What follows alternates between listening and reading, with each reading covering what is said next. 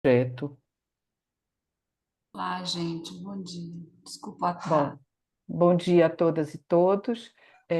Nós estamos começando hoje, com enorme alegria, a nossa oitava sessão, do Cartas na Mesa, nesse segundo semestre de 2024.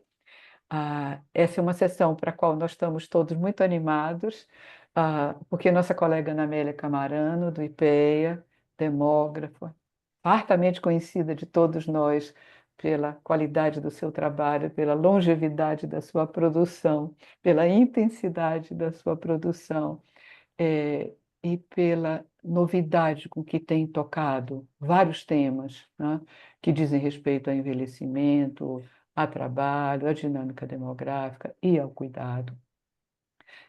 Ana nos brinda hoje com uma apresentação, ah, eu não diria que é primeira mão, porque ela já fez uma apresentação, desses dados no último encontro da ABEP, mas que para nós é motivo de muita surpresa, que estamos todos muito animados para conhecer os dados do survey que recentemente elas terminaram de sair de campo, né, conduzido pelo IPEA sob a coordenação de Ana Amélia, onde a ideia era mapear o universo das trabalhadoras domésticas e de cuidado no Brasil, inicialmente com uma pretensão extremamente inovadora, de pensar o que se passava com novas formas de contratação, especialmente com o trabalho de cuidado contratado através de plataformas, ou seja, uma iniciativa que nos interessa a todos e, novamente, Ana protagonizando novidades no campo.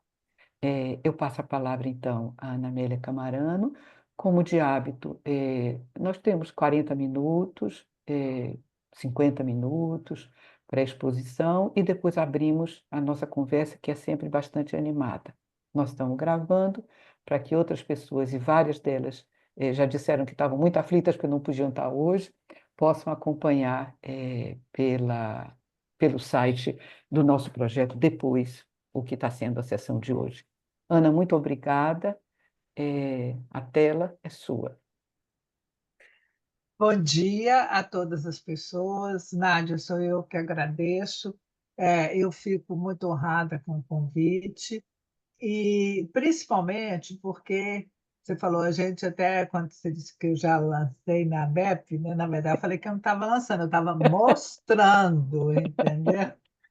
Porque todo mundo aqui sabe, tem know-how de pesquisa, essa parte agora, né, que nós estamos, né? Nessa etapa de limpar os dados, de trabalhar os bancos, é uma parte muito difícil e, na verdade, até meio chata, porque você não tem o elan, né? Quando você está no campo de analisar.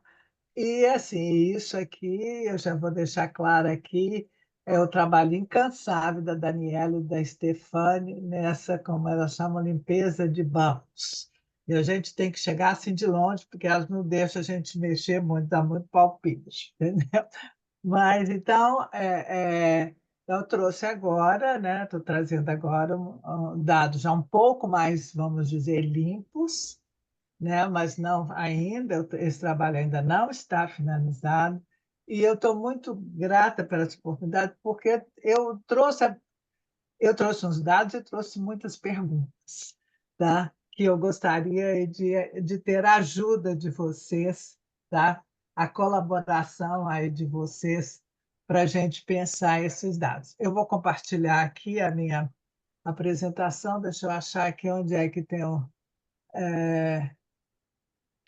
compartilhar, eu já até nem lembro mais, eu tenho. Está vendo aqui onde que tem Achou o na barrinha embaixo? Compartilhar. embaixo? Isso, tem uma flechinha, deve ter uma flechinha, compartilhar. Gente, nós estamos hoje. Share, né? Isso, pode ser É. share. é, Bom, vocês já começaram a aparecer aí para vocês? Uhum, sim. Já, Ana, já está aparecendo, só que ainda não está É, em modo apresentação. Pronto, para mim tá para vocês tá? Porque isso acontece às vezes, algumas vezes, fica para mim, não fica para os outros. Não, Não, né? não ficou Não, ainda em modo tá em modo apresentação. apresentação, não. Pois é, isso acontece, tem acontecido muito. Não sei como é que eu vou fazer aqui para. Vai, aumente um pouquinho e a gente vai lendo assim mesmo. Tem qualquer coisa. Hã? Ana, se quiser, talvez se você quiser voltar e colocar para apresentar a tela toda, aí ele mostra a apresentação. Como é que é? Eu voltei. E Para de agora? apresentar, Interrompe Aqui, né? essa. Mas eu saio do modo de compartilhamento, não, né? isso, você Isso. sai do modo de Vai. compartilhamento e aí quando você for voltar, você seleciona Ah, apresentar a tela toda. E aí, na hora que você tá. colocar o modo apresentação do PowerPoint, deve funcionar. Ah, vamos ver. Então, aqui eu abri então aqui tem aqui Share Share screen. screen. Share screen. Isso.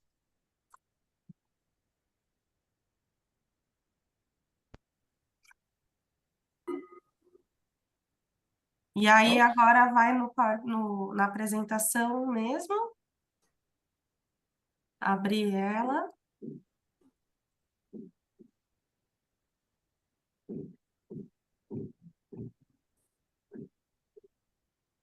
e colocar no modo apresentação. Isso. Apareceu? Pronto. Beleza. Sim. Funcionou. Obrigada, viu? Obrigada, Imagina. Monice. Valeu. Bom, então, essa pesquisa, como a Nádia já colocou, eu quero só começar chamando a atenção, porque nós focamos nos cuidadores remunerados, nos trabalhadores domésticos e de cuidado remunerados, né? Então, essa aqui está a equipe da pesquisa, né? A coordenadora, a Estefânia, a Daniele Fernandes, a Crislane, a Tamires, Fernanda Lira Góes e a Nana Vieira, que saiu, ela era bolsista do IPEA e saiu agora. Bom, então, o objetivo, né, era conhecer o perfil dos indivíduos que cuidam de forma remunerada no Brasil e as suas condições de trabalho. Isso é um trabalho nosso em parceria com o Ministério da Igualdade Racial. É uma pesquisa de caráter exploratório. O instrumento de coleta de dados foi um questionário online e auto-preenchido em formato Open Access. Usamos uma ferramenta que é disponibilizada pelo IPEA, Lime Survey, e compartilhamos o link de acesso ao questionário. Nós usamos a técnica de bola de neve virtual, combinada com outras estratégias, produção de conteúdo nas redes sociais do IPEA e do MIR, o boca a boca, divulgação em material impresso, divulgação, inclusive, por exemplo, eu botei aqui no elevador do condomínio, várias pessoas fizeram, colocaram vários pesquisadores colocaram em vários espaços, como, por exemplo, os CRAS, aqui do Rio de Janeiro. Tá? E eu quero aproveitar também a ocasião para agradecer a vários colegas aqui que ajudaram na divulgação da pesquisa. Bom, como toda pesquisa, né, tem várias dificuldades. Né?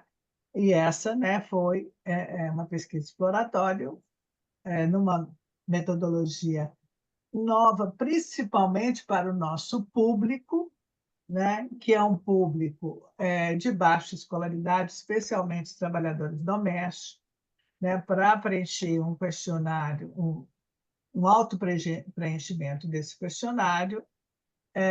Isso causou, a gente percebeu muita dificuldade, principalmente de trabalhadores domésticos, que várias vezes nós mesmos aplicamos o questionário com a pessoa. Tá? Há um viés de rede e conexões, de nós, das nossas pesquisadoras, né? O nosso viés com o pessoal de cuidado, de nossa conexão maior com o pessoal que trabalha com envelhecimento, né? Então, a gente tem um viés, vocês vão mostrar, de uma sobre-representação de cuidadores de idosos, né? Que também é um viés também acarretado por esse pessoal ter uma escolaridade um pouco mais alta do que trabalhadores domésticos.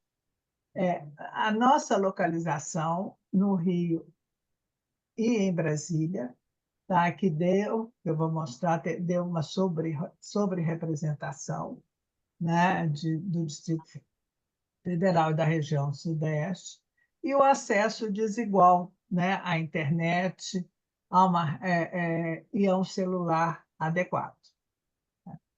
Então, nós tivemos, quer dizer, a pesquisa, quando se clica o link, né, você tem um acesso à pesquisa e a plataforma, né, já começa a contar desde o momento que você entra, que você clicou, mesmo que você não respondeu, que a pessoa não respondeu. Clicou, ela já está contando como um acesso.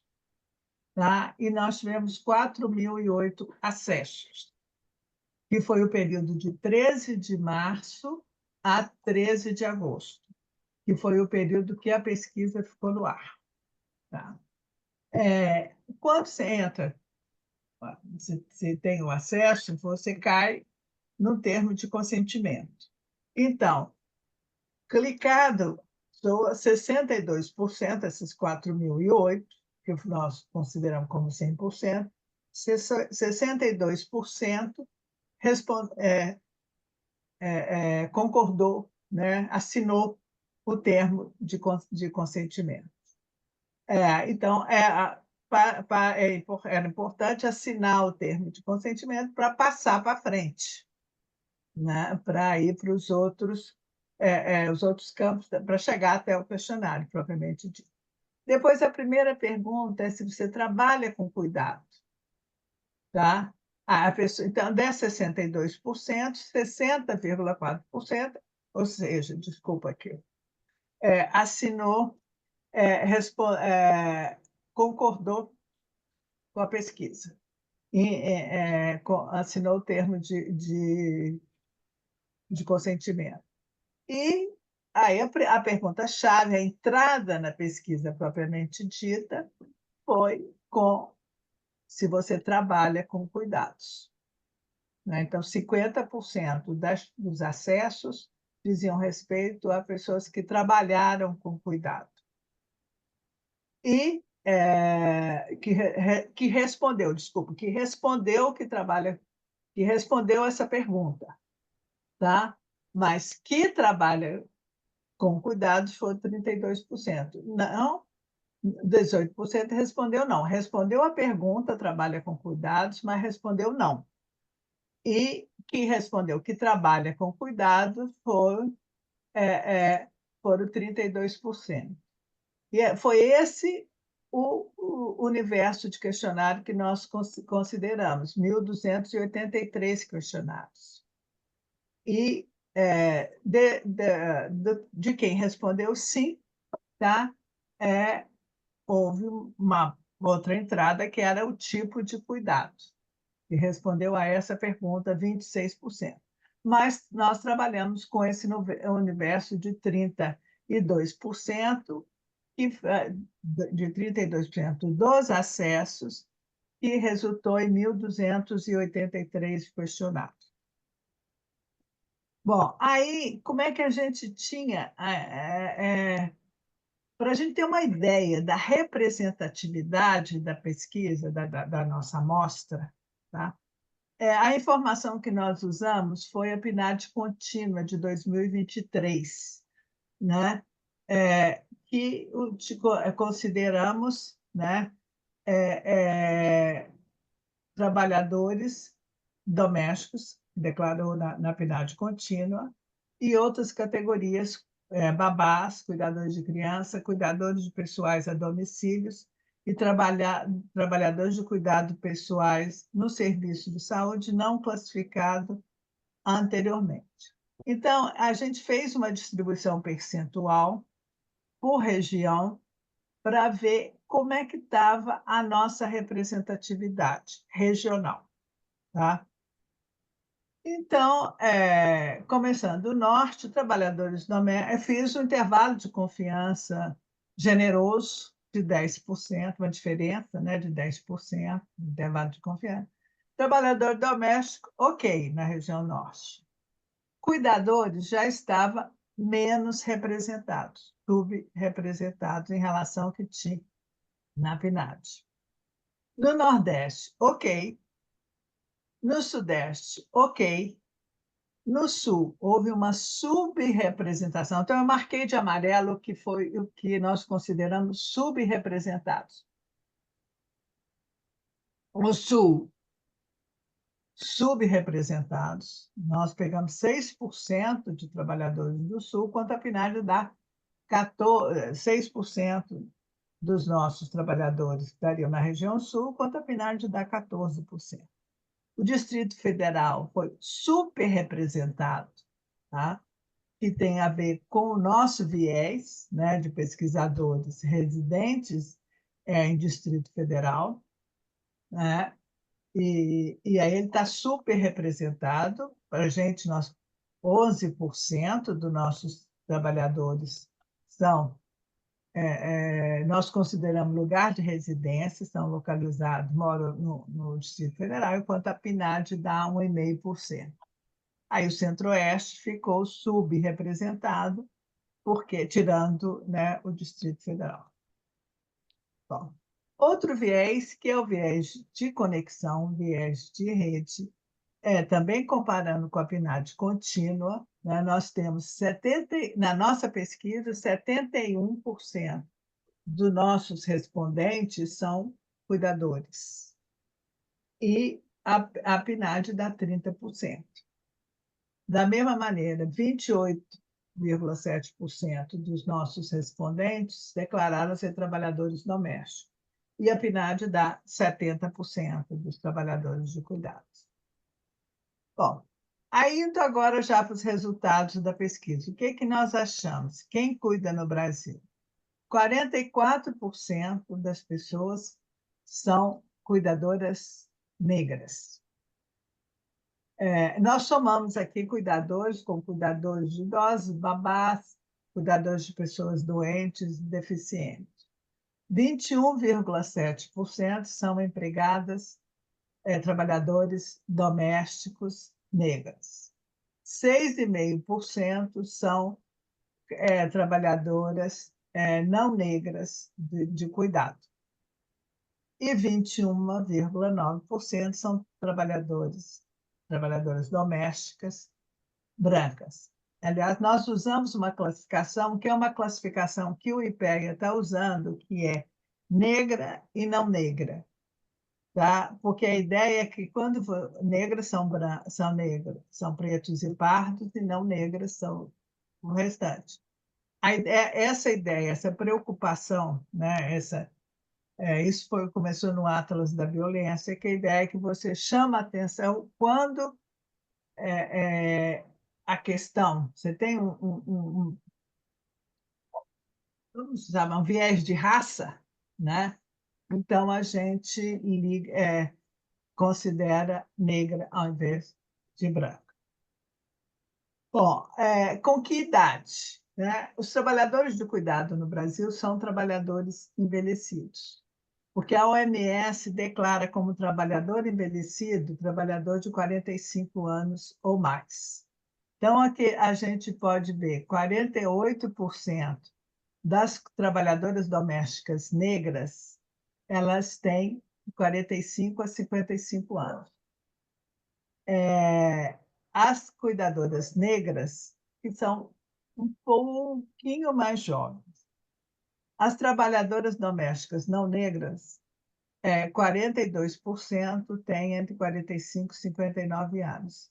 E as cuidadoras não negras, 44,8% tem entre 45 a 59. Então, se a gente somar aqui, né, mais de 60% dos trabalhadores de cuidados têm mais de 45 anos. Né? A idade média dá para trabalhadoras domésticas negras, 46,7 anos, cuidador negro, 43,5 anos, que é mais jovem, digamos assim, trabalhador. Depois a gente tem até uma hipótese para explicar isso, né? Trabalhador doméstico não negro, 45,1 e cuidador não negro, 45,8%. A escolaridade, né? É o que a gente esperava, né? O trabalhador doméstico ele tem uma escolaridade mais baixa, até o ensino médio incompleto, enquanto que os cuidadores eles já predominam no ensino médio completo, né? Ou até ensino superior completo. Bom, o tipo de cuidado, né? Como a gente mostrou, nós temos uma sobre-representação, né? Não sei se é sobre ou se é a realidade, que nossos trabalhadores, quase 2/3, são trabalhadores negros.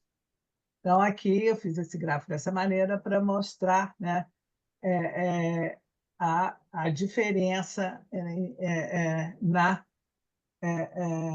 nessa proporção. Né? A barra azul aqui é o trabalho doméstico, claro, que é maior, né, entre os negros, proporcionalmente falando, mas o trabalho principal, que é o viés da nossa pesquisa, tanto entre as negras e não negras, aqui que é o verde, que é o cuidador de idosos. Né? Em terceiro lugar, que é a vermelha, cuidador de crianças. E depois vem o rosto de pessoas com deficiência, e o outro é e o laranja, cuidado de pessoas doentes. Bom, local de trabalho, né? Privilegia, tanto para as negras e as não negras, né? O lugar de trabalho principal foi a casa de família, domicílio familiar, tá? Que é mais ou menos 80%. Né? A instituição, né? Que aí, no caso da instituição, a gente só considerou a instituição de longa permanência, tá? Que deu 21% para as negras e 17,5% para as não negras. Bom, aí começam algumas questões, tá? Enfim, que a gente gostaria até de discutir. Para as trabalhadoras domésticas, principalmente entre as negras, né, a forma principal é a carteira assinada, né, aqui, que é a barra azul. 42,2% de trabalhadoras domésticas negras e 32% de trabalhadoras domésticas não negras. Entre os cuidadores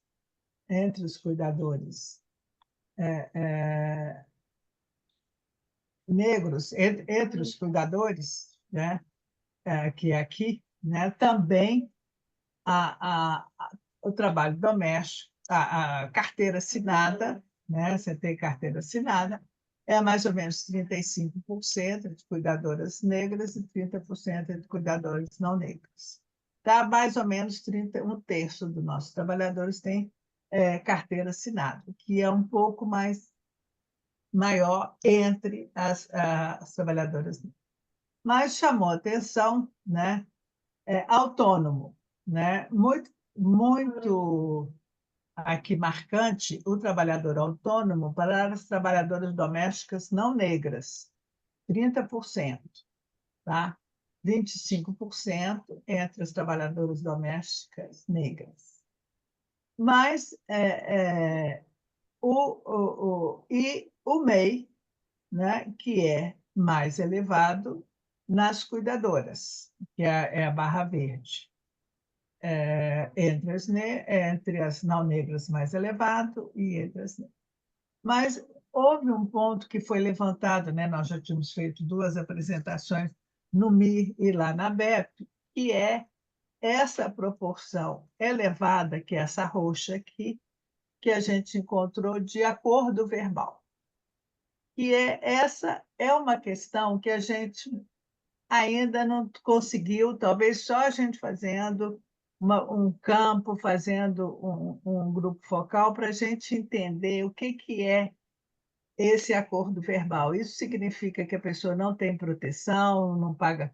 Enfim, eu te contrato, falo: ó, você vem 2 vezes por semana, e não pago nenhum direito, só pago a diária, tá?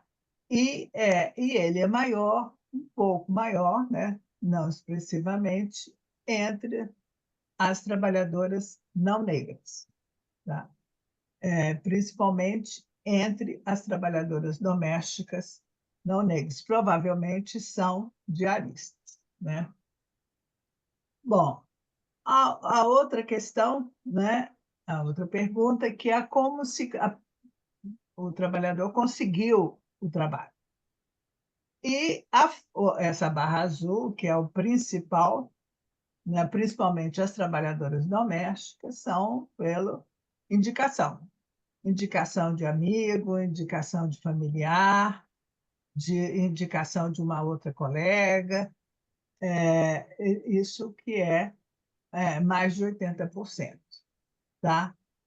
Principalmente entre os trabalhadores domésticos. A gente até achava que ia ser o contrário, né? A gente ia encontrar esse resultado contrário.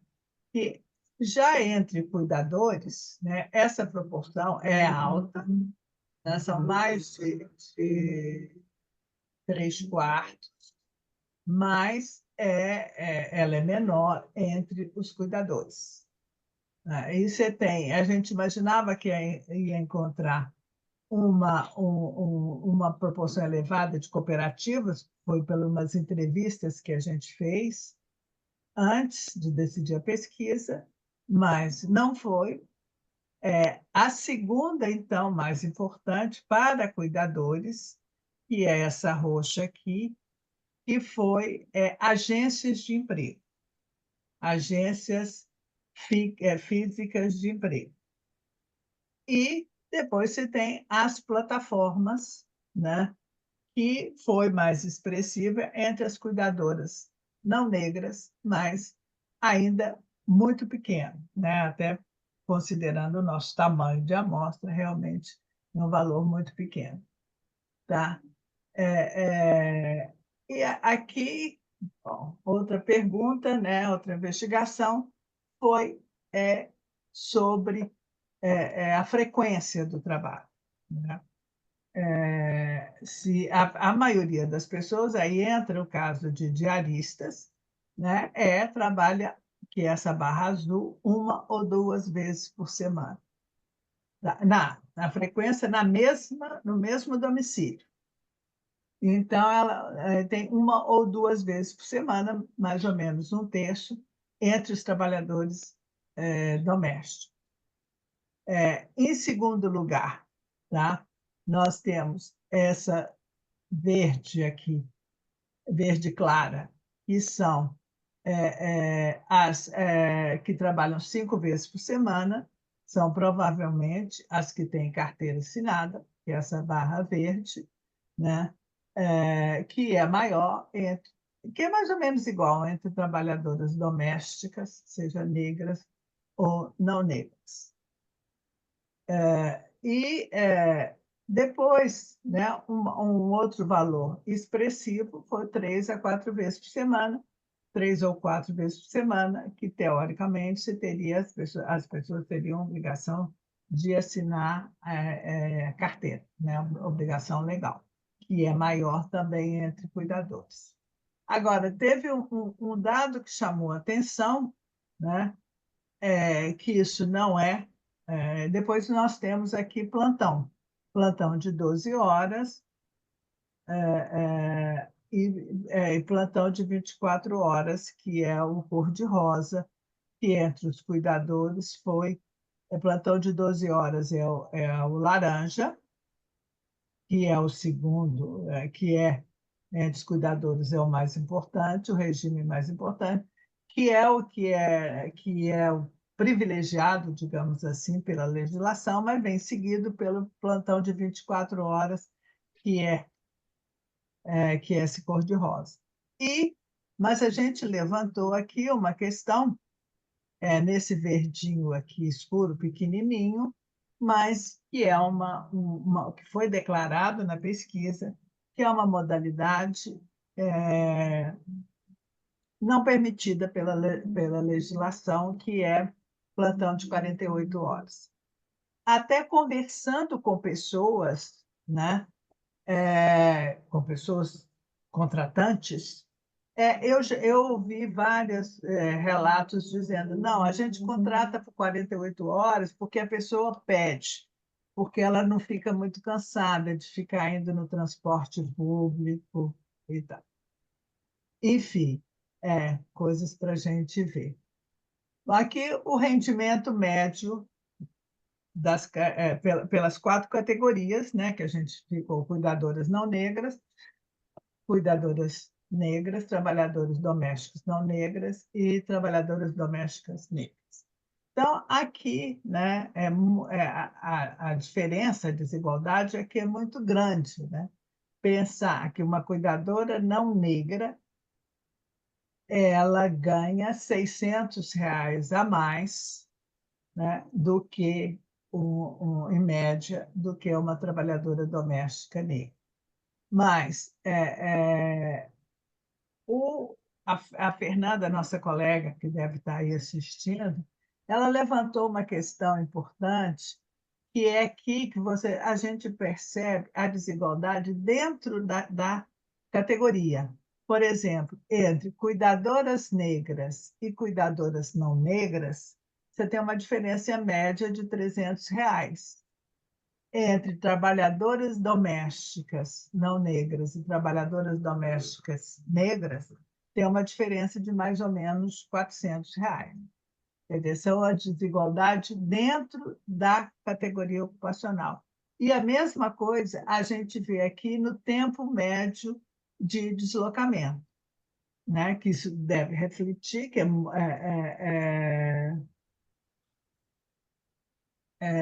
são minutos aqui, tá?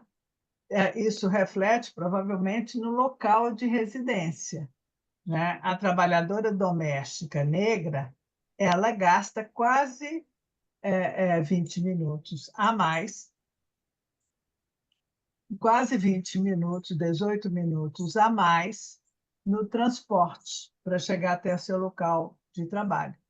E a mesma coisa a cuidadora negra e a cuidadora, comparada com a não negra, a cuidadora negra gasta mais ou menos 10 minutos a mais do que a não negra.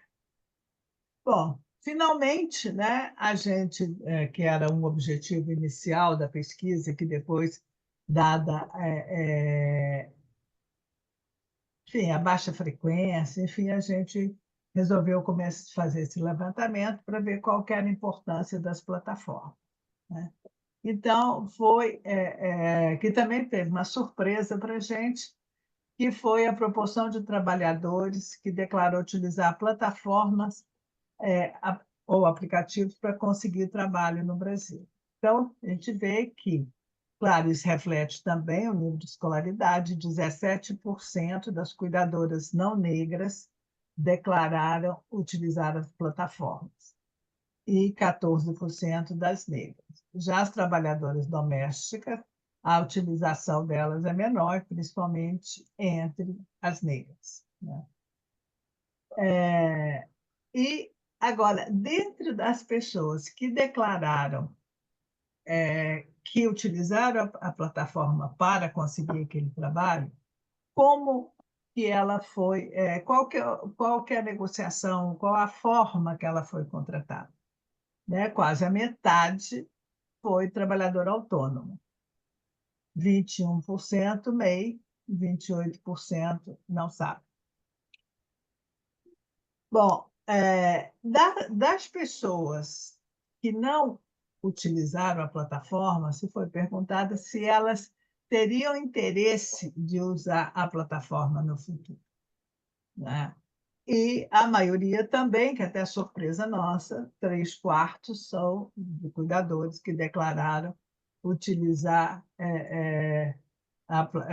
declararam ter interesse em utilizar no futuro, né? Maior, 77% contra 22,3%. Bom, para sintetizar os resultados, né? Nós temos, né, 2/3 da nossa amostra são pardas e pretas, nossos trabalhadores já envelhecidos, predomina indicação de amigos e parentes, proporção com carteira assinada maior entre trabalhadores domésticos negros, proporção de autônomos maior entre trabalhadores domésticos não negros, o MEI, proporção de MEI maior entre cuidadores negros e não negros, um baixo conhecimento das plataformas digitais e as desigualdades raciais intra-ocupações, rendimento e deslocamento que a gente vê. Bom, aí aí eu trouxe umas perguntas, né, para a gente discutir. Por uma dúvida. Primeiro, né, a gente está confuso, a gente não está sabendo como interpretar o que é contrato verbal. Tá? Depois, uma questão que não é clara. Qual que é a diferença entre ser MEI e ser autônomo? A plataformização dos trabalhadores, o que ela significa? É uma nova maquiagem para o velho informal, né? Porque autônomo e MEI, quer dizer, autônomo também, aqui a gente não sabe se autônomo é o cara que contribui para o INSS como autônomo ou é um cara que não contribui, né? O MEI a gente sabe, né? Que ele contribui como MEI. E essa plataformização, o que ela traz de novo? Né? É uma maquiagem nova para o velho informal. Há aqui necessidade, né, de regulamentar a ocupação de cuidador e de trabalhador doméstico diarista. E o que a gente pode pensar, né? E eu venho pensando nisso, e essas eleições, especialmente aí em São Paulo, mexeram muito comigo. O que o trabalhador quer? Né? Como é que se pode pensar em alternativas para melhores condições de trabalho e segurança, ou seja, mais direitos, no mundo, inclusive, da robotização dos serviços, que hoje a robotização, o Jorge Félix fala muito bem, chegou nos serviços, não é mais na indústria. Né? Como é que a gente pode pensar essas melhores condições? Quer dizer, a carteira de trabalho, o contrato via CLT, ele tem vida longa, ele pode aumentar ou não? Como é que é o MEI? O MEI está com a vida ameaçada. E o MEI, hoje eu penso que é ruim com o MEI, pior sem MEI, né? O MEI não tem sustentabilidade fiscal nenhuma. Né? E o autônomo? O que os trabalhadores desejam? Mais ou menos Estado? Né? Quando veio aquela regulamentação, proposta de regulamentação do carro de aplicativo, motorista de aplicativo, eu perguntava aos motoristas de Uber, vocês estão gostando? O que vocês acham? Não, o Estado só toma da gente, não dá. Eles são contra aquela regulamentação. Então, hoje tem uma entrevista na Folha, né, do Gessé Monteiro, falando da questão da religião, né? Mais do que a economia das condições de trabalho, para explicar, né, essa questão aí do trabalhador e da vocação. Bom, gente, muito obrigada, obrigado pela oportunidade. E eu, né, agora gostaria de ouvir vocês. Muito obrigada, Ana. pela forma. Acho que eu não passei do tempo, não, né, Nath? Não, pelo contrário, você foi Ah, econômica no uso do tempo, não, porque com aquele ir e vir do link no começo, nós acabamos é, perdendo uns bons 10 minutos. Então, exatamente, você estava fez preocupada. 40 minutos perfeitamente bem, talvez Obrigada. 35. Te agradeço Bom, enormemente, pela Valeu. sistematização do material e, sobretudo, por nos deixar perguntas, né? Normalmente o pessoal já gosta de perguntar, então, com perguntas que você já arrumou nesse prato feito, vai ser uma bela conversa daqui até o meio-dia. Temos bons 40 minutos para trocar ideias. Bom, Ótimo, ótimo. aberta a tela para quem queira intervir. Ah, eu queria fazer só um comentário, ainda não é pergunta. Ana não falou disso, mas eu acho que é uma coisa muito interessante. Lucilene está lá inscrita. Eu acho que vocês encontraram no questionário que vocês usaram uma forma de perguntar sobre a relação de trabalho que é muito interessante, e é bastante neutra, né? Vocês perguntam pelo acordo, né? Que tipo de acordo de trabalho é esse, se eu não me engano? Eu estou sem o questionário aqui na minha mão nesse É, momento, né? O que é uma forma, primeiro, bastante interessante de formular a pergunta sobre a relação, sem sugerir vínculo, sem sugerir tipo de contrato, e que não sei se não está na raiz da possibilidade de capturar tantos acordos verbais. Ou seja, tendo perguntado de uma forma neutra, a forma se tornou mais elástica para absorver o inusitado. Deixo só esse ponto, eh, eh, enfim, de reflexão. Eu tinha outros pontos também aqui, mas vou dar preferência à nossa ordem. Nós temos Lucilene, se eu não me engano, depois temos Bárbara, Luísa e Daniel. E Marcos, E Marcos. Pronto. Então aí vamos. Olá, bom dia. Lucilene. Obrigada. Obrigada, Ana, pela apresentação e compartilhar os dados aí com a gente. A primeira pergunta que eu ia fazer, você já tem a pergunta, você fez a pergunta, né? Qual era a diferença entre autônomo e MEI? A outra era qual é o percentual de mulheres respondentes? Eu não sei se eu me perdi aí, não prestei atenção. E em relação aos contratos, né, eu achei uma coisa que é mais ou menos o esperado mesmo, que tem um percentual alto de carteira assinada, como você marcou, mas quando a gente junta autônomo e acordo verbal, fica em torno de 50, às vezes mais 50% é, dos trabalhadores todos estão nessa categoria, né? Que é autônomo e acordo verbal, que é ainda um percentual muito grande de trabalhadores e trabalhadoras sem proteção, né? Queria que você comentasse um pouquinho sobre isso. E quando você estava falando de Estado, né, o que os trabalhadores é uma discussão muito atual, né, e a gente está cheio de perguntas sobre isso, que Estado as pessoas querem. Eu vi o comentário de alguém, agora infelizmente não vou lembrar quem foi que estava comentando, que quando o Estado faz algo que beneficia a população tem entendido isso como um direito e não é percebido que isso é uma política pública. Então, as pessoas não querem Estado, porque é uma discussão que eu acho que muita gente não entende, né, na verdade, mas a questão, eu acho que passa um pouquinho por entender, meu direito não é uma decisão de Estado, não é uma política pública, né?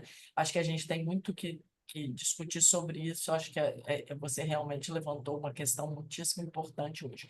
Obrigada aí mais uma vez. Obrigada, Lucilene. Ana, normalmente a gente recolhe uma boa coleção de perguntas para ir lhe dando material para refletir, tanto quanto ao pessoal do grupo que está por aí. Stephanie e o resto. Bárbara, Luísa, Daniel, Marcos, Fátima e Nádia. Eu entro agora? Pode ser. Ah, eu não tinha entendido a ordem, desculpa. Vamos. Bárbara, Luísa, Daniel, Ai, Marcos, Fátima e Nádia. Foi eu mesmo. Bom, gente, bom dia a todas, todos presentes. Queria agradecer a Ana pela apresentação dos dados, que estava todo mundo morrendo de curiosidade de conhecer, né? Então, obrigada pela apresentação. Eu, na verdade, também estou com uma pulguinha atrás da orelha tentando ajudar a pensar essas categorias que apareceram. E, na verdade, como eu não conheço o questionário, queria só fazer uma pergunta bem direta mesmo. Estou entendendo, então, que essa pergunta sobre os acordos era aberta, né? É isso? Para confirmar.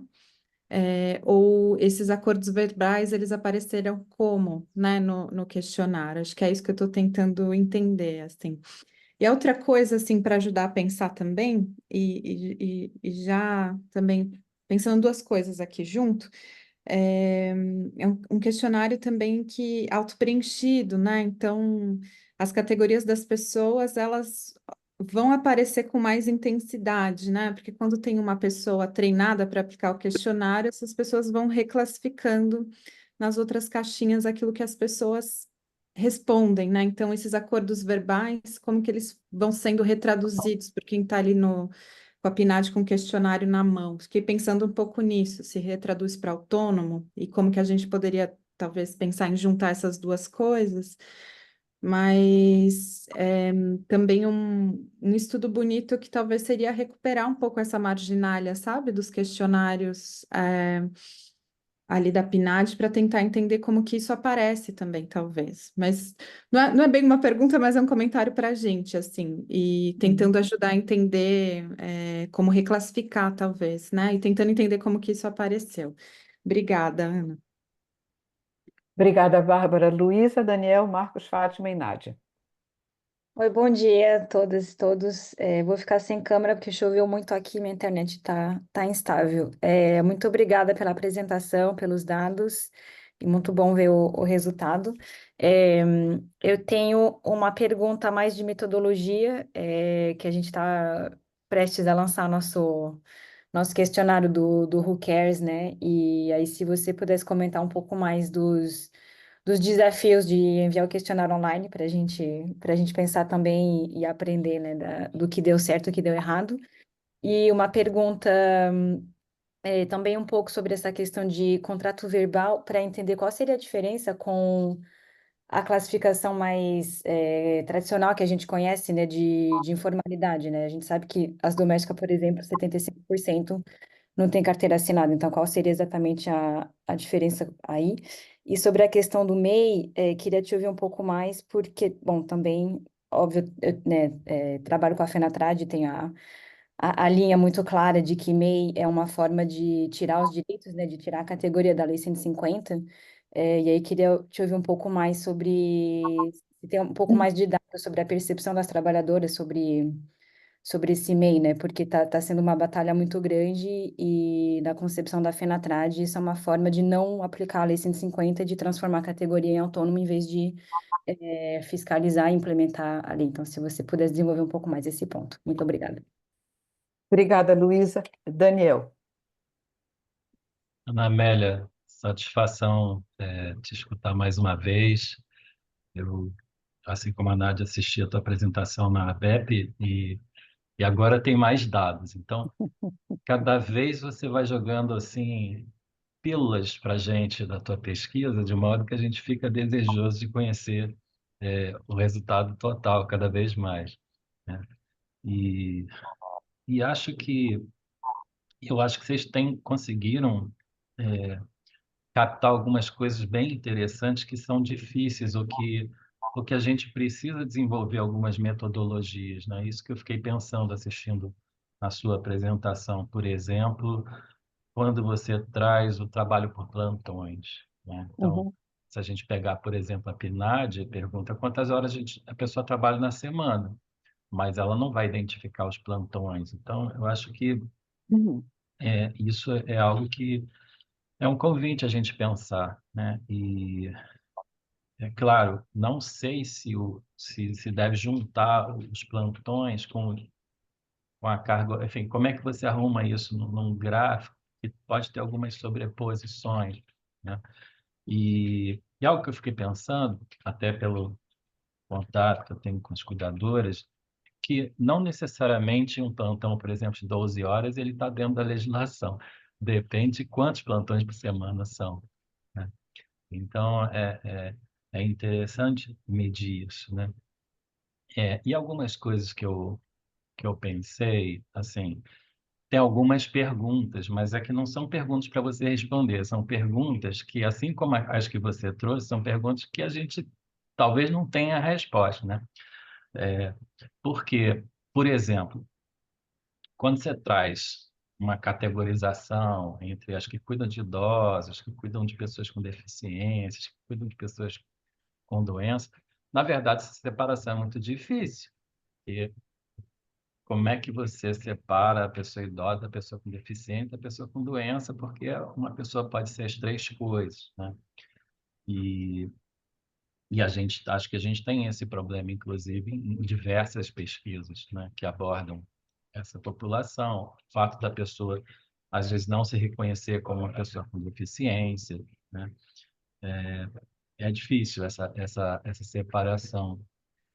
Uma outra coisa que eu reparei, isso aconteceu na Cuida Covid, a gente teve uma sobre-representação das cuidadoras que atuam em instituições, porque é mais fácil a divulgação para elas do que entre aquelas que atuam em domicílios. Se você acha que isso poderia ter acontecido também, né?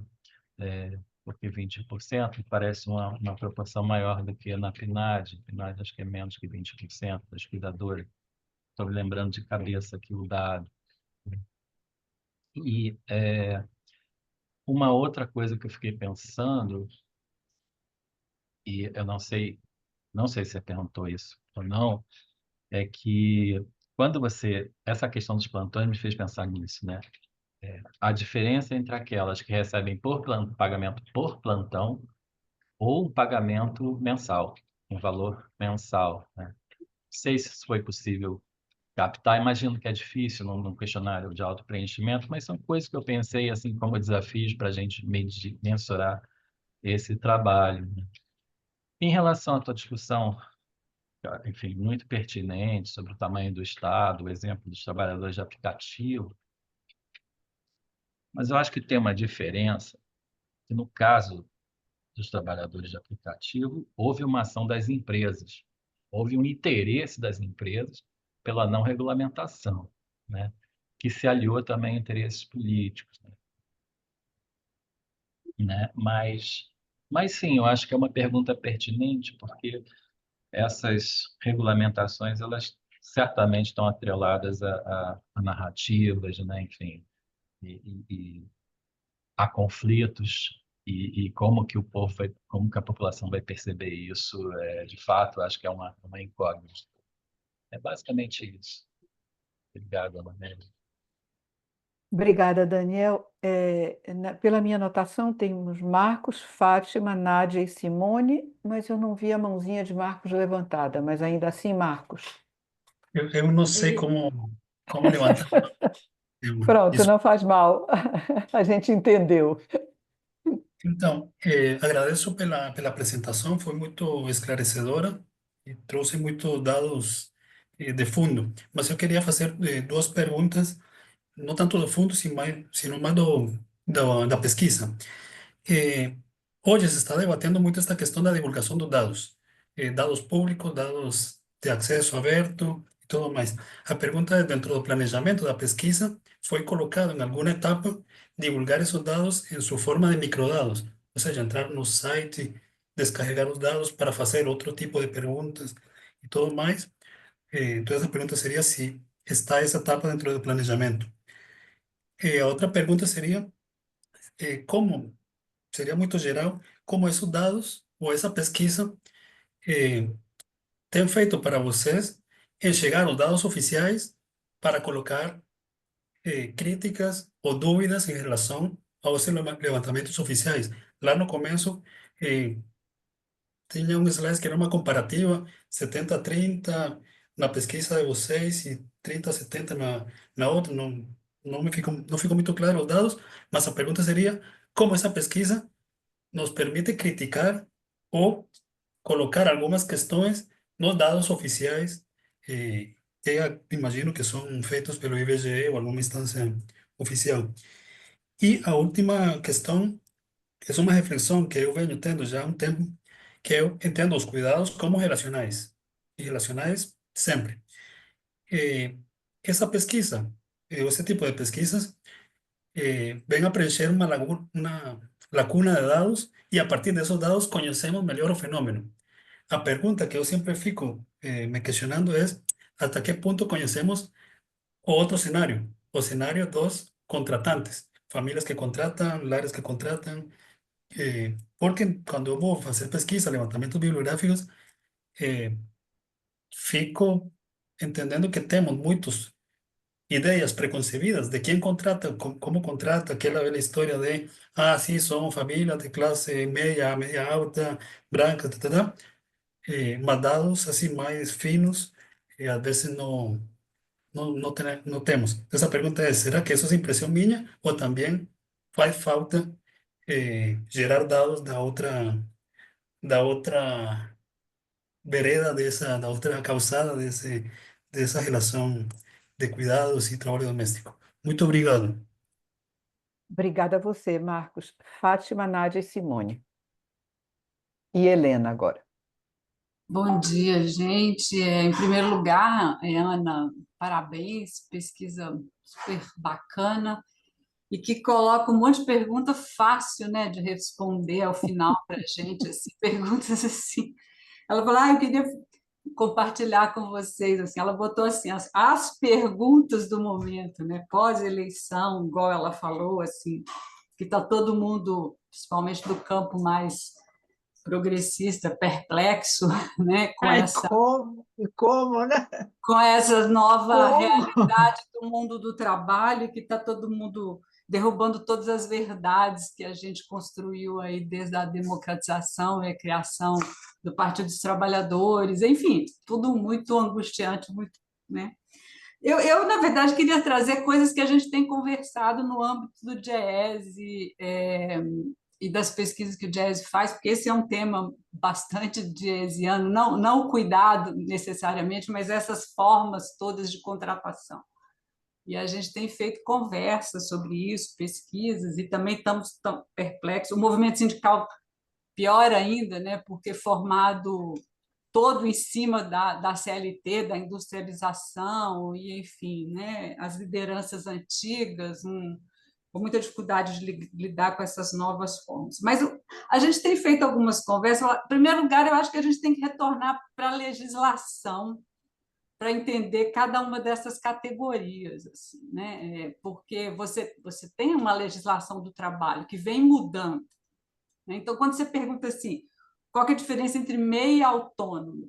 Se você for na lei, as diferenças são bem claras, né? Assim, o MEI é o microempreendedor individual, ele pode inclusive ter um empregado, né? Assim, pela lei, o MEI tem direito a ter até um empregado.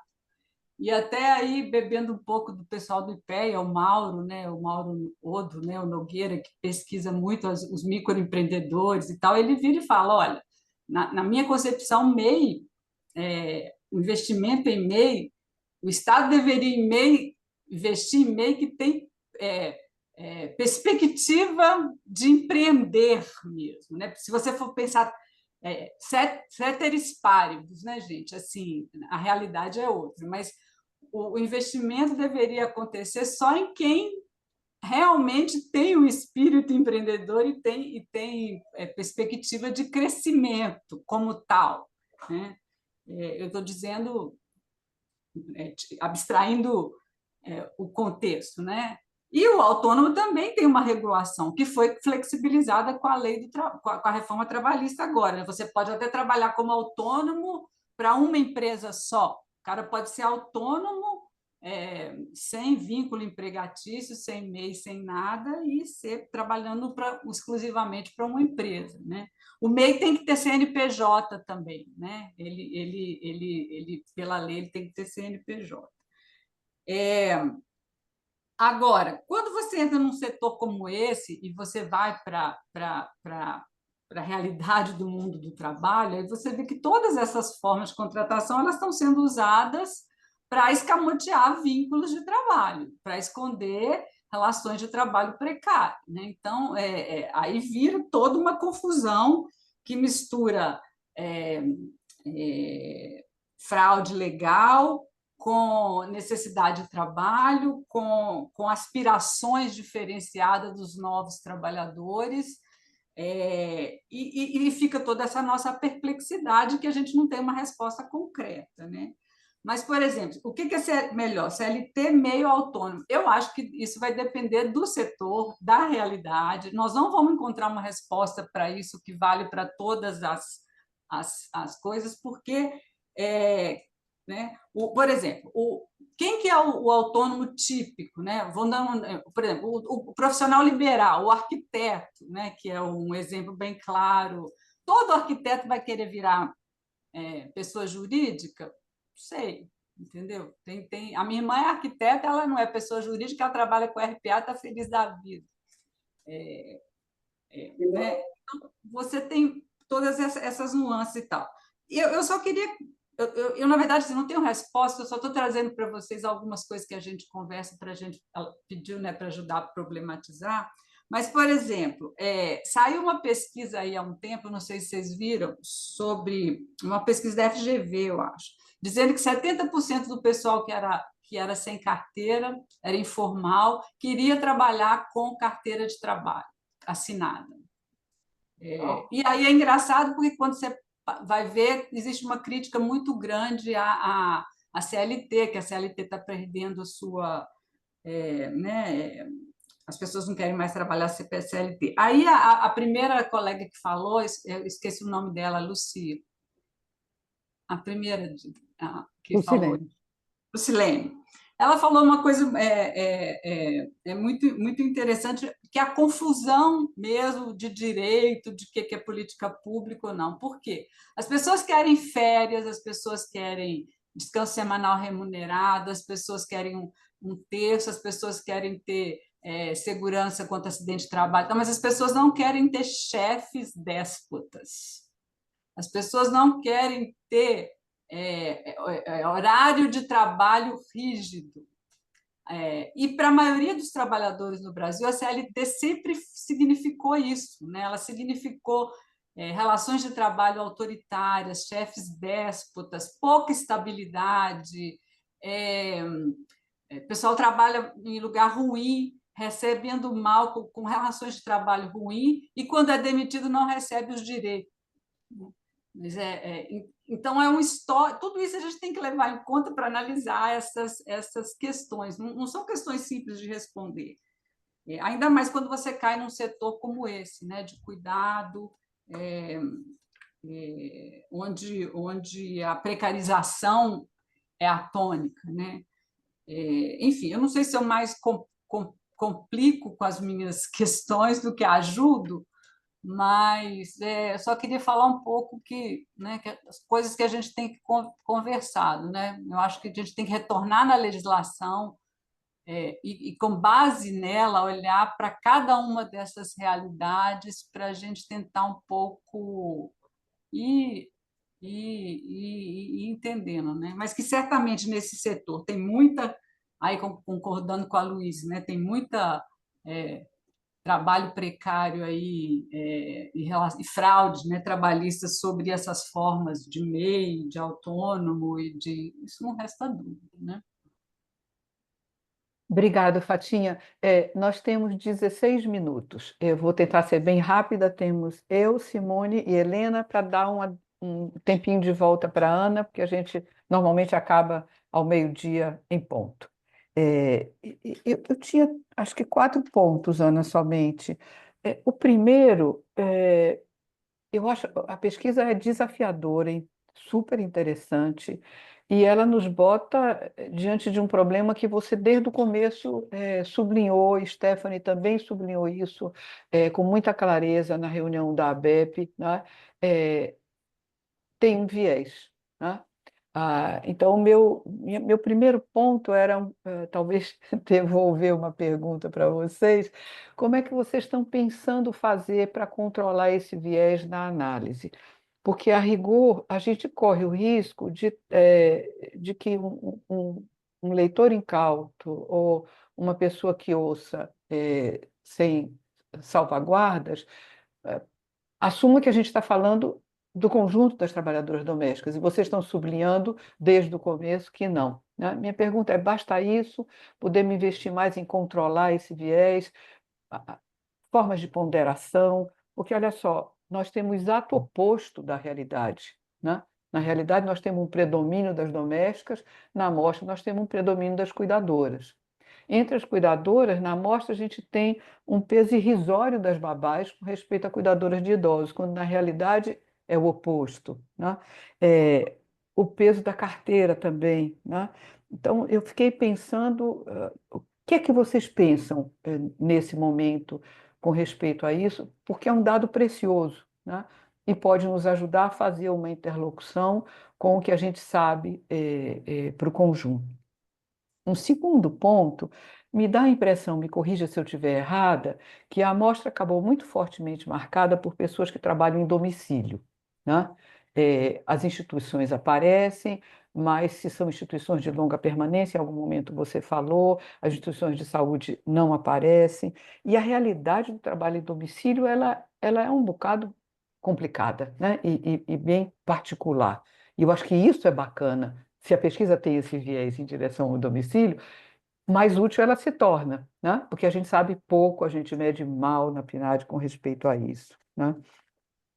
Acho, enfim, não vou voltar à questão do acordo virtual para ser rápida, mas eu acho que esse é um ponto extremamente interessante, né?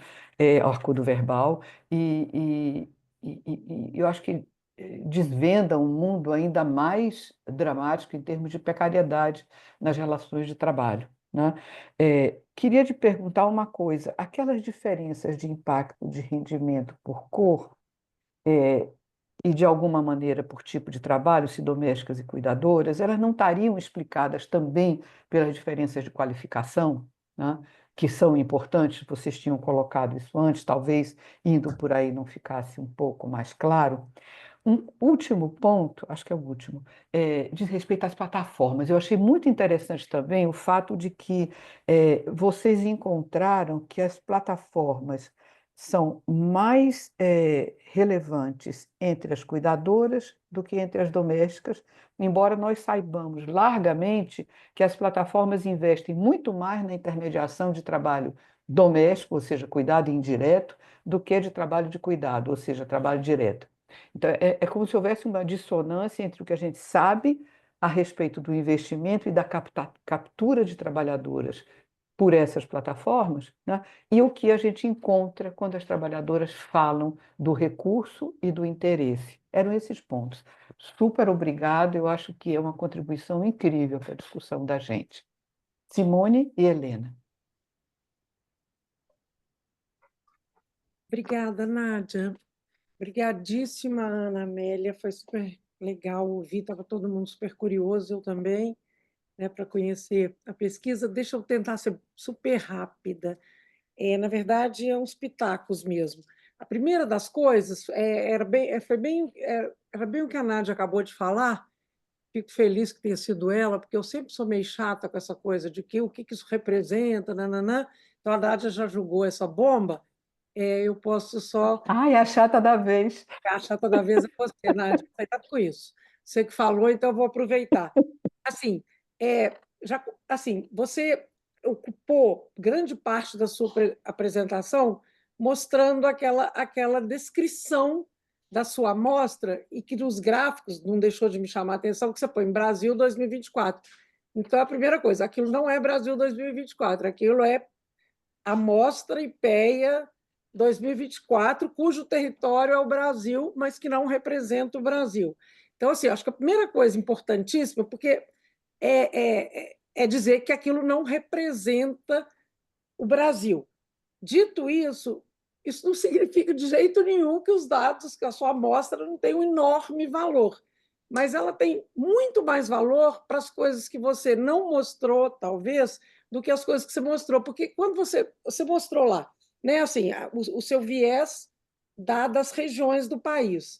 Aí, depois disso, você parte para uma descrição da sua amostra, que você chama de Brasil 2024, por raça, ou por características sociodemográficas, que aquilo não representa o Brasil, representa apenas a sua amostra, né? E nisso você fez uma discussão sobre dados que a própria PNAD tem, né? Então, assim, mais interessante seria você, identificado com clareza o seu viés, e o seu viés não é trivial, dado que a sua amostra está muito fortemente concentrada no Distrito Federal.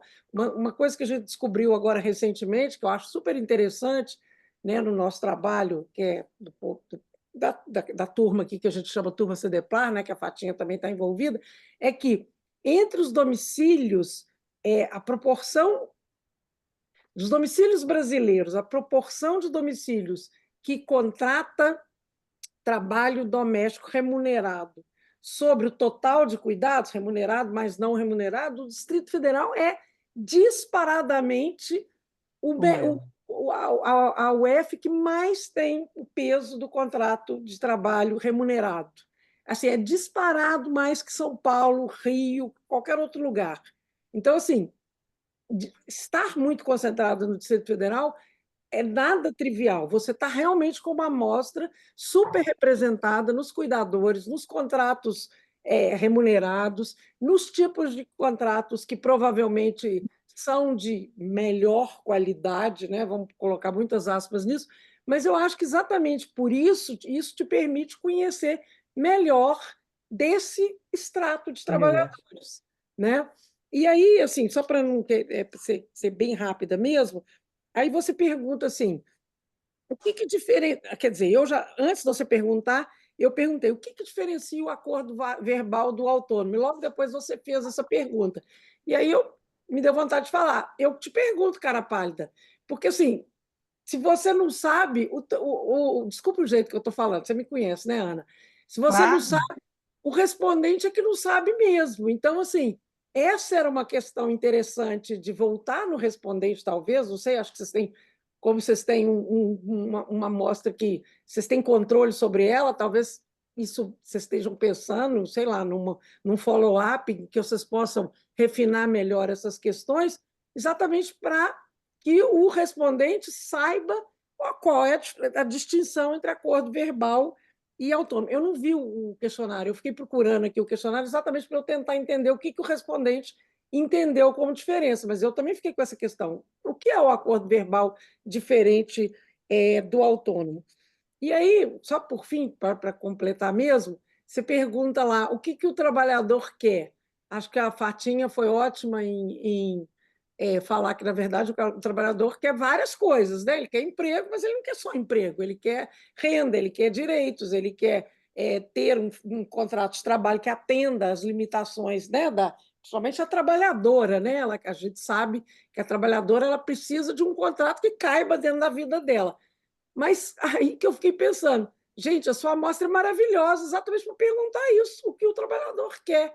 Assim, saber com todo o viés da sua amostra, ter a possibilidade de perguntar para o trabalhador quais são as equações que podem, eventualmente, responder essa complexíssima pergunta, que é o que o trabalhador quer, o que cabe dentro da vida dele e que resolve os problemas que ele quer resolver com o trabalho. Mas não sei se eu estou já indo longe demais, pensando já no follow-up, porque foi a primeira coisa que eu pensei. Né? Assim, voltar nessas... Porque quando você fala, né, você tem as cuidadoras, que já são, sei lá, você tem uma amostra de quantos? 1.800 pessoas? 1.283. 1.200. Aí você vai nas cuidadoras, que eu acho que é o filé da sua pesquisa. Aí já são 60%, não é isso? É 70%. 70%. 70%. Então, mais ou menos. Você já reduziu isso daí para, sei lá, então faz uma amostra disso, volta nelas. Pronto, falei. Obrigada, Simone Helena. Eu só queria parabenizar a Ana Amélia, porque eu achei muito interessante a apresentação da pesquisa, que a gente estava muito curiosa para saber quais os resultados, e as questões são todas muito importantes e você vai ter muito pouco tempo para falar. Então, eu só queria dizer que na pergunta inicial se você faz cuidado, você é cuidadora, é uma questão que nós mesmos temos uma definição do que é o cuidado muito complicado, muito complexo. Será que as pessoas que são empregadas domésticas falaram que não são cuidadoras quando elas cuidam de pessoas idosas em casa, de crianças, etc.? E essa é a mesma pergunta que eu faço em relação ao tipo de apresentação que você fez e ao tipo de análise que vocês fizeram. Como vocês viram essa fronteira muito fluida entre o trabalho de cuidado que fazem as trabalhadoras domésticas e o trabalho e o resto do trabalho de limpeza, de cuidado da casa, etc. Porque essa fronteira fluida não dá para a gente perceber pelos dados apresentados que não falam do trabalho real realizado por cada uma dessas categorias. Obrigada. Obrigada, Helena. Pobre da Ana, tem 4 minutos. Bom, gente, eu quero primeiro agradecer muito os comentários, as perguntas que foram ótimas. Né, é um pouco o que a gente queria.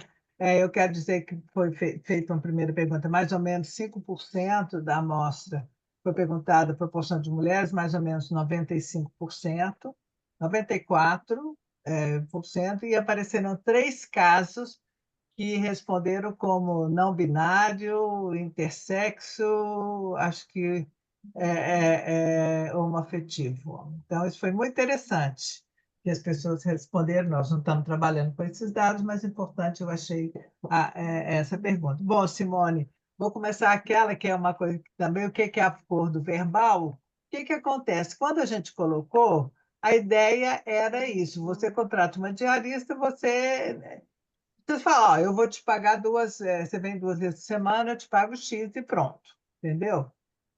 Isso que estava na nossa cabeça quando a gente botou essa pergunta. Então, significa total desproteção. Eu não pago, eu vou te pagar a diária e acabou. Isso pode existir também, por exemplo, comum, né, com cuidadores folguistas, né, mas a gente sempre pergunta em relação ao trabalho principal, que a pessoa acha principal. Então, mas isso para mim, entendeu? Não é muito claro se de repente você depois ex post, se esse acordo verbal você não fala assim, não, eu vou pagar para você o MEI, entendeu? Aí acho que embolou, quando deu essa quantidade, para mim embolou esse meio de campo, tá? Que a gente vai tentar uma forma de fazer o follow-up ou o que seja. Bom, a questão da fatinha, estou pegando assim, sobre a questão, para mim, por exemplo, autônomo, você tem a legislação, MEI você tem que ter CNPJ, mas hoje várias pessoas que a gente entrevistou dizem, ó, eu vou te contratar para você cuidar do meu pai, mas você tem que arrumar o MEI, porque eu só vou pagar o MEI. Então, quer dizer, não tem nada de empreendedor estrito sensu, Não, pois é. tá? Isso é uma questão. Isso foi uma forma de burlar a legislação, num certo sentido, e, ao mesmo tempo, dar um pouco de proteção social. Um pouco, né? É melhor que nada, mas é um pouco de proteção social. Então, agora, o autônomo, né, você pode. O que é autônomo? Isso também a gente colocou autônomo, mas autônomo pode ser o cara que contribui para o INSS como autônomo, tá? E pode ser o cara que não contribui, né? Então, essa também é uma coisa meio misturada, quer dizer, de ex post, a gente achou essa resposta meio confusa, porque autônomo quer dizer que eu não contribuo nada ou contribuo como autônomo? Você tem uma legislação isso, né? Bom, estou passando assim. E uma coisa, né, que você pergunta o que o trabalhador quer, porque para ter direitos ele tem que ter deveres, né? Não só deveres de carga de trabalho, horário de trabalho, etc., mas deveres de contribuir, né? Isso que eu escutei por parte dos trabalhadores do Uber, de aplicativo, de Uber especificamente. Não, nós não queremos, o Estado só toma da gente, não dá. Então, essa coisa, quer dizer, e é isso, né? O que o trabalhador quer? Ele quer repouso remunerado, ele quer férias, ele quer 13º, mas o que ele está disposto a pagar por isso?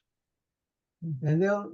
Os direitos, os deveres que você teria em termos de hora de trabalho, em termos de contribuições, né? Então, são coisas que nesse mundo, quer dizer, essas coisas que estão na minha cabeça estão confusas. O trabalhador quer isso, tá? Ele pode querer carteira assinada, mas ele quer se submeter a essas questões, tá? É isso.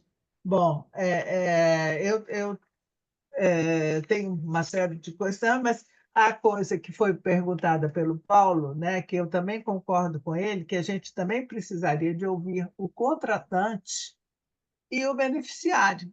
Porque, na verdade, eu entrei nessa área do cuidado pelo ponto de vista do beneficiário, do idoso que precisa de cuidado, que tipo de cuidado ele recebe. E é preciso da gente ouvir o contratante, porque o contratante, da maneira como a gente enxerga, né, fica parecendo que ele é o bandido e o cuidador é o mocinho, né? Então, é importante a gente ver como é que essa é uma relação. É uma relação, com certeza, é uma relação de conflito, né?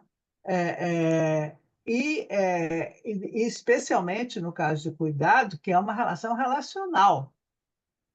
Então, eu acho que precisa estar de boa as duas partes, né?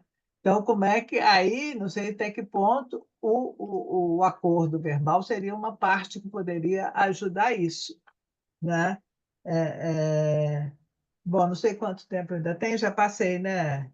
E a marginária do questionário que alguém falou aí, nós estamos fazendo isso agora, é super interessante. O plantão de 48 horas apareceu a gente olhando o lixo, né? O lixo do questionário.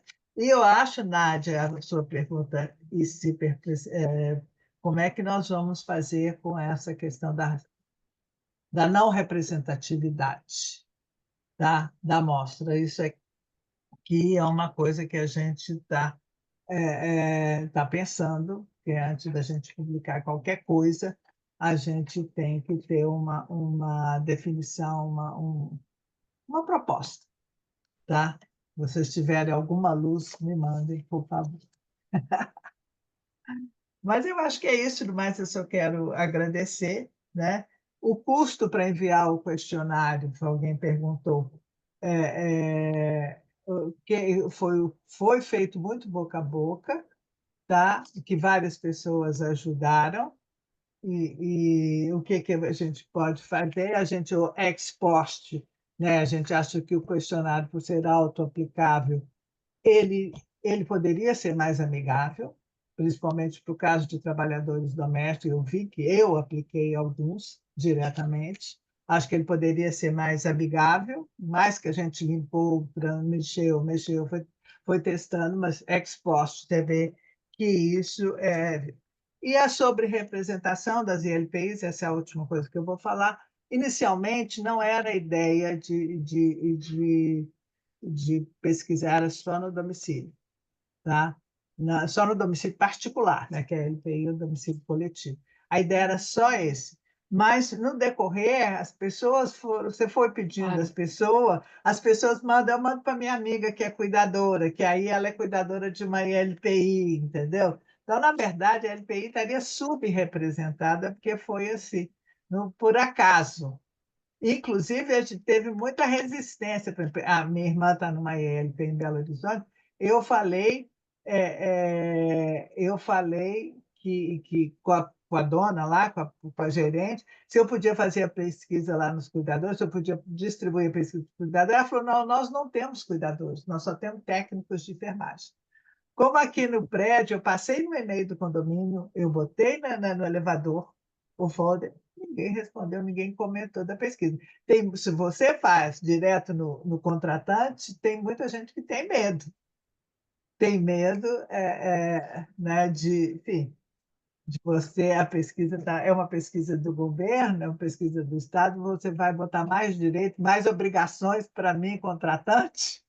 Então, assim, Esse é outro problema, entendeu? A patroa não passa para empregado, por medo.